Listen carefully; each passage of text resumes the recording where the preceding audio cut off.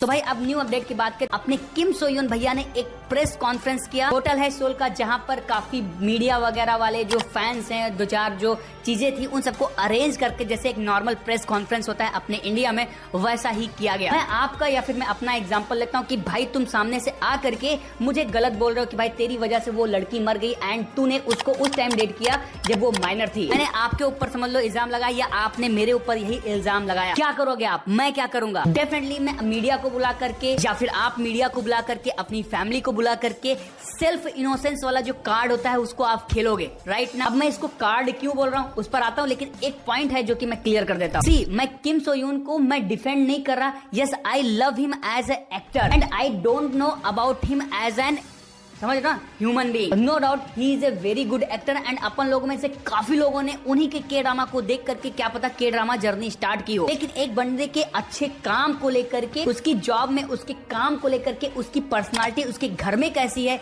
जज नहीं कर सकते। तो मेरा पॉइंट ये है कि मैं उनको डिफेंड नहीं कर रहा। कमेंट बॉक्स में ये भरकर मत बोलना कि भाई तू भैया जी बोल रहा। वो मेरा एक टाइटल है, मैंने उनको देख के रखा है क्योंकि मैं उनके ड्रामाज पसंद करता था। एंड ना ही मैं ये प्रूव कर रहा हूँ कि भाई वही क्रिमिनल है। वो काम कोर्ट का है, आने वाले टाइम में डिसाइड करेगी। अपन लोग अपनी कहानी को आगे बढ़ाते हैं। डेफिनेटली अगर मैं किम सोयून हूँ या फिर आप किम सोयून हो एंड अगर आपके ऊपर इल्जाम लगा तो सबसे पहले आप क्या करोगे? प्रेस कॉन्फ्रेंस बुलाओगे एंड अपनी जो चीजें हैं उसको सामने रखोगे एंड जो आपके ऊपर एलिगेशंस लगे हैं उसको रिजेक्ट कर दोगे एंड बोलने की कोशिश करोगे कि भाई मैंने तो नहीं किया है। सेम चीज अपने किम सोयून भैया अपनी प्रेस कॉन्फ्रेंस में करते हैं। उनके ऊपर दो इल्जाम लगे। पहला कि उन्होंने माइनर को डेट किया, जिसको वो बोलते हैं कि नहीं भैया मैंने माइनर को डेट नहीं किया। जब मैंने डेट किया किम सेरोन को तो वो एक एडल्ट थी प्रॉपरली। दूसरा उनके ऊपर इल्जाम ये है कि उनकी कंपनी जो है गोल्ड मेडलिस्ट, उसी की वजह से जो डेब्ट रिपेमेंट थी उसी की वजह से किम सेरोन ने अपनी जान ली। मतलब वही मोटा मोटा प्रेशराइज करने वाला सी। तो इस पॉइंट को भी उन्होंने खारिज किया एंड उन्होंने ये बोला कि मेरी कंपनी या फिर मेरे थ्रू कोई उनको प्रेशर नहीं था।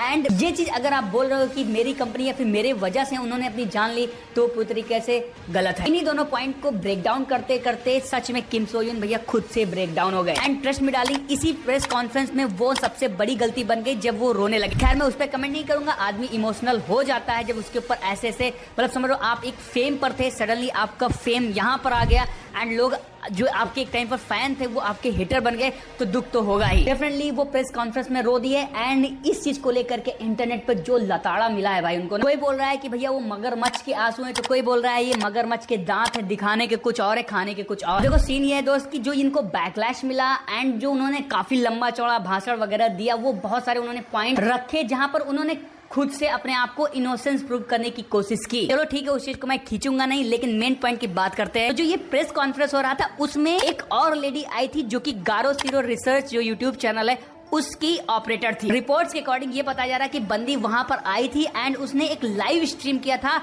टिल किम सोयून आ करके प्रेस कॉन्फ्रेंस अपनी स्टार्ट नहीं किया था। लेकिन जब अपना किम सोयून बोल रहा था तो उस टाइम उसके कुछ ऐसा रिपोर्ट में बताया जा रहा है, मैं अपनी तरफ से कुछ भी ऐड करके आपको पता है मैं नहीं बताता हूँ। रिपोर्ट्स के अकॉर्डिंग टाइम जब वो लाइव स्ट्रीम कर रही थी तो जो वहाँ के कुछ मैनेजमेंट स्टाफ थे उन्होंने उस बंदी को उस वेन्यू से बाहर निकाल दिया एंड ये चीज काफी ज्यादा इम्पैक्ट कर गई क्योंकि गारो सीरो रिसर्च ने इस इवेंट में जस्ट इसके बाद बताया जा रहा है या फिर कुछ लोग बता रहे हैं इससे पहले ही उन लोगों ने कुछ और नई फोटोज को भाई रिवील कर दिया। उन फोटोज के अकॉर्डिंग जो किम सेरोन है किम सोयून भैया के घर में है, क्योंकि पिलो वगैरह जो देखने को मिल रहा फोटो में वो बताया जा रहा है कि वही पिलोज हैं जो क्वीन ऑफ टीयर्स में अपने किम सोयून ने यूज किया था। तो हाँ, कुछ नई फोटोज आई एंड उनके आने के बाद लोग और भड़क गए। तो जो उन्होंने एक कांड किया कि प्रेस कॉन्फ्रेंस में अपना रो दिए, सिंपैथी है उनके लिए, लेकिन इन फोटोज के आने के बाद चीजें गड़बड़ हो गई एंड लोगों ने और भी तगड़े मतलब हाथों ले लिया उनको हाथों। नेक्स्ट इंपॉर्टेंट चीज कि किम सोयून भैया के ऊपर जो एलिगेशंस लगे हैं कि उन्होंने एक माइनर को डेट किया है, तो उन्होंने इस चीज को एक्सेप्ट किया कि भाई मैं डेटिंग में था, मैं उस एक्टर के साथ रिलेशनशिप में था,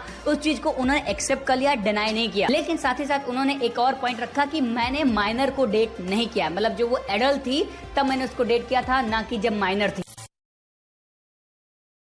अब रियल क्वेश्चन है कि कैरियर को लेकर के क्या होगा। खैर देखो भाई, कैरियर जो है ऑलमोस्ट पॉज्ड हो गया है एंड मुझे नहीं लगता कि अब इतनी जल्दी वो मैटर से निकल पाएंगे। तो मतलब ऑलमोस्ट 2-3 साल के लिए अगर ये सच में क्रिमिनल नहीं होंगे तो 2-3 साल के बाद ही समझ लो कि पब्लिक के नजर में आएंगे, वरना उससे पहले इनका कोई के ड्रामा मुश्किल है कि देखने को मिलेगा, क्योंकि भाई घुस चुके हैं मैटर में एंड मैटर इतनी जल्दी सॉल्व नहीं होगा। खैर एक के-ड्रामा इनका आने वाला था नॉक ऑफ, जो कि मुझे नहीं लगता कि अब इतना जल्दी देखने को मिलेगा। कंट्रोवर्सी बड़ी है, क्या सच है क्या नहीं, इन सारी चीजों को आने में, रियल पिक्चर जो इसकी आने में काफी टाइम लगेगा। तो मुझे नहीं लगता कि अब जो इनका कैरियर है वो इतनी जल्दी रिवाइव हो जाएगा। मैं ये नहीं बोलूंगा कि खत्म हो चुका है सारी चीजें, कुछ भी हो सकता है आगे जाकर के, लेकिन अभी चांसेस कम है, 50-50 पकड़ो।